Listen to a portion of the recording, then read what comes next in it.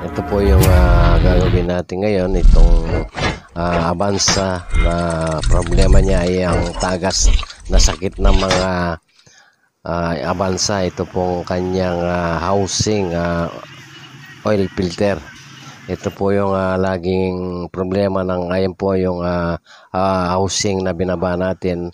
At pinakikita ko po sa inyo kung paano magkalas at paano mag-diagnose dito sa mga tagas ng mga bansa na talagang sakit ng mga bansa to. Ito po, ganito po yung kanyang problema. Ito po yung tagas, akala nila sa engine at yung iba naman sa oil filter. Kaya hindi nila alam yung housing ng oil filter siyang tumatagas dito. Kasi po ang design ng kanilang housing sa oil filter ay may o-ring sa kanyang gitna. Kaya pag tumigas yung o-ring, yan po sasabog yung langis at kasi po pressurized po itong kanyang housing sa oil filter. Ayun po yung original na o-ring na ilalagay natin.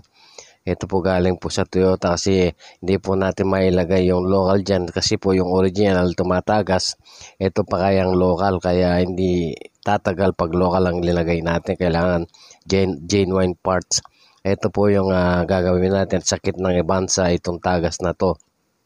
Tingnan nyo po pag naanuhan ng hangin tumatakbo, kumakalat yung langis sa akala nila sa makina kaya hindi nila tukoy kung saan nanggagaling. Kaya ito po sinasabi ko itong sekreto ng mga Avanza.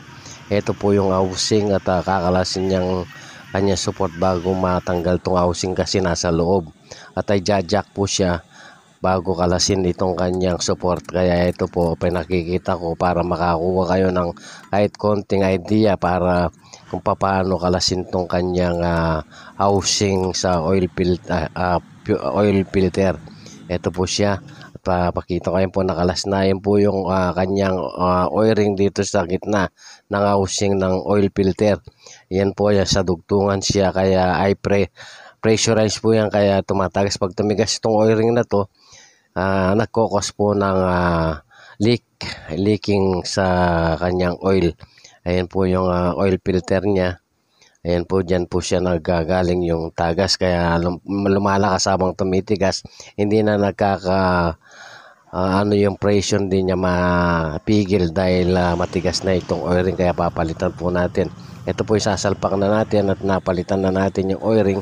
At ilalagay po natin sa maayos at lagyan ng konting pandikit para hindi iwas tagas at sigurado yung ating gagawin dahil napakahirap tanggalin po itong kanyang housing na to at kakalasin mo pa yung support at paano ikakabit at kailangan i-jack yung engine para mailagay nating maayos dito po sa kanyang o-ring housing. Ngayon po pinakapandar natin at makikita natin kung tama yung ginawa natin at wala ng tagas. Ayun po, clear na wala ng tagas itong ating ginawa at maayos na. God bless po sa ating lahat at shoutout po sa lahat ng nanonood.